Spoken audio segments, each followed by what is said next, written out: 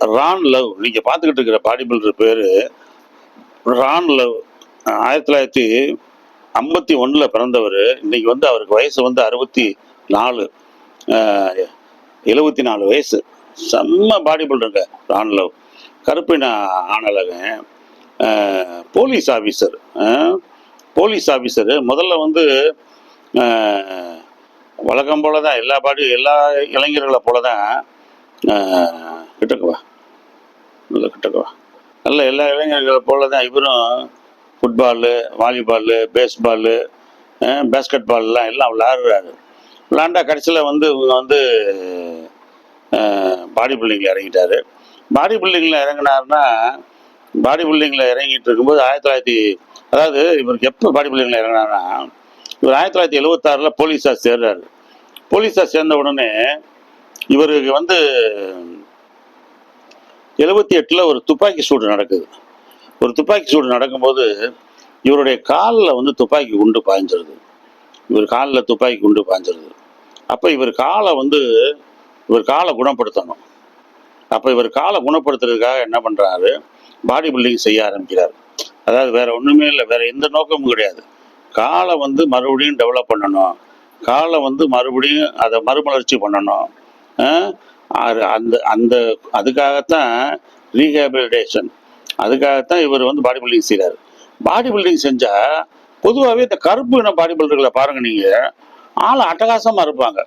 இயற்கையிலே இப்போ ஒரு சினிமாவில் பாருங்க, மூட்டை தூக்குற மாதிரி, பெட்டி தூக்குற மாதிரி எல்லாம் யாராவது பாடி பில்டர் யாராவது கருப்பு இன மக்களை காமிச்சா அவங்களே மிஸ்டர் மதுரை, மிஸ்டர் தமிழ்நாடு மாதிரி இருப்பாங்க.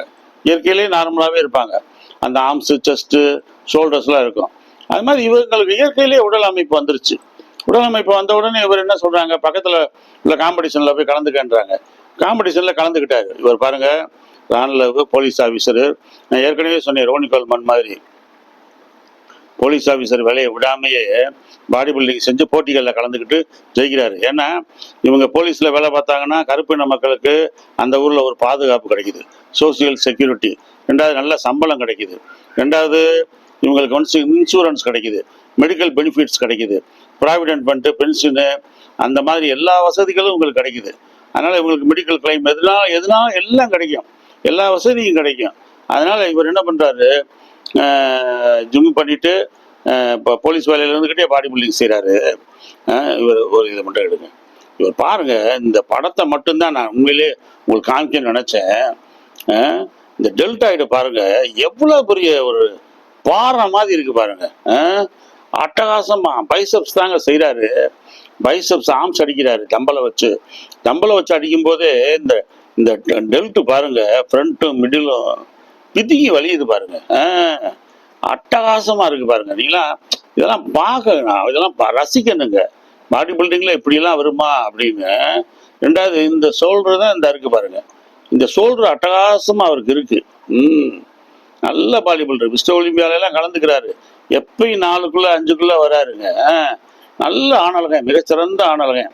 தொடர்ந்து எக்ஸசைஸ் செய்கிறாரு. ரொம்ப வருஷங்களா எக்ஸசைஸ் செஞ்சார். 2003, 2005 வரைக்கும் எக்ஸசைஸ் செஞ்சார். எந்த பிரச்சனையும் கிடையாம ரொம்ப அமைதியான body builder. Most under rated body builder. இவரை வந்து அதிகமாகவும் மேலே ஏற்றலை, அதிகமாகவும் இறக்கலை. அதாவது நிறைய பேர் இவரை வந்து அதிக ஹைலைட் பண்ணாமல் விட்டாங்க. ஆனால் பாடி பில்டிங்கில் மிகச்சிறந்த ஒரு ஆணழகன். இந்த படத்தை பாருங்க, ஒரே படத்தில் அவருடைய முழு கதையும் சொல்லலாம் பாருங்க. என்ன அட்டகாசமான உடல் அமைப்பை பாருங்க. அதை கிட்டக்கு வா, எவ்வளோ பியூட்டிஃபுல்லாக இருக்காரு பாருங்க. ஒரு கருப்பின ஆணழகன். என்ன பாருங்க, ட்ரெப்பீசியஸ்லேருந்து பாருங்க, அந்த டெல்டாய்டு நான் சொன்னேன்ல, டெல்டாய்டு தூக்கிட்டு வலியுது பாருங்க. ட்ரைசெப்ஸு, இந்த பக்கம் உள்ள வந்து பைசெப்ஸு, ஃபோராம்ஸு. அழகான படங்க. இன்னும் கூட பிரிண்ட் வந்து கிளியராக இல்லை, லேட்டு வெளியே வந்திருக்கு, செஸ்ட்டு வந்திருக்கு, இன்னர் செஸ்ட்டு. ஆப்ஸை பாருங்க, துண்டு துண்டாக வச்சுருக்காரு பாருங்க. அருமையான லெக்கு. தன்னுடைய உடம்ப இவர் என்ன செஞ்சாருன்னா, தோல்வியோ வெற்றியோ தொடர்ந்து செஞ்சுக்கிட்டே இருந்தார். ஒலிம்பியாவில் கலந்துக்கிட்டே இருந்தார். ரொம்ப ஆச்சரியப்பட்டாங்க. 74 போட்டிகளில் கலந்துருக்காரு வாழ்க்கையில். 74 முறை பெரிய இன்டர்நேஷனல் போட்டிகளில் கலந்துருக்காரு. ஒரு வருஷத்தில் 17 போட்டினா 15 போட்டியில் கலந்துருக்காரு. 15 போட்டினா 13 போட்டியில் கலந்துருக்கிறாரு. போலீஸ் வேலை பார்த்துக்கிட்டு அந்த மாதிரி கலந்துக்கிறது ரொம்ப ஆச்சரியமான விஷயம். அவர் பாருங்க இவ்வளோ அருமையான ஒரு பாடி பில்டர். இன்னைக்கு இவருக்கு வந்து 74 வயசு. 74 வயசுலயும் அழகா இருக்காரு. அந்த படங்கள்லாம் இருக்கு, நீங்க பாருங்க. ரான் லவ், அவர் பேரு Ron love. American body builder, கருப்பு இன பாடி பில்டர். 74 வயசு, இன்னமும் பாடி பில்டிங் செய்யறாரு. இன்னமும் ஜிம்ல பாடி பில்டர்கள்லாம் கோச் பண்றாரு, சொல்லித்தராரு. நீங்க ஒரு கோச் வந்து once a coach always a coach, once a master always a master. எப்பயுமே ஒரு மாஸ்டர்னா மாஸ்டரா தான் இருப்பார். அவரு சும்மா இருக்க மாட்டார், ஓய்வு எடுக்க மாட்டார். அடுத்தவங்களுக்கு ஏதாவது சொல்லிக்கிட்டே இருப்பார். அந்த மாதிரி திரு ரான்லவ் பியூட்டிஃபுல் பாடி பில்டர். நீங்களும் நீ என்ன வேலை செஞ்சாலும் காரணம் சொல்லாதீங்க.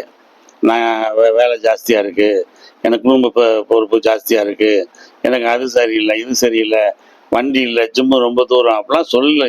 ஏதாவது சாக்கு போக்கு சொல்லி நீங்கள் சாதனை பண்ணுறத விட்டுறாதீங்க. சாதிங்க. நீங்கள் உங்கள் இளம் வயதில் 15 வயசு ஆயிடுச்சா உங்களுக்கு, நேர ஜிம்முக்கு நுழைங்க. 25-30 வயசு வரைக்கும் எக்ஸசைஸ் செய்யுங்க. உங்கள் திறமைகளை காட்டுங்க. அப்புறமேட்டு நல்லா வீடு வாசல் மனைவி பிள்ளைகள் சந்தோஷமா இருங்க. Ron love, beautiful deltoid king. Thank you.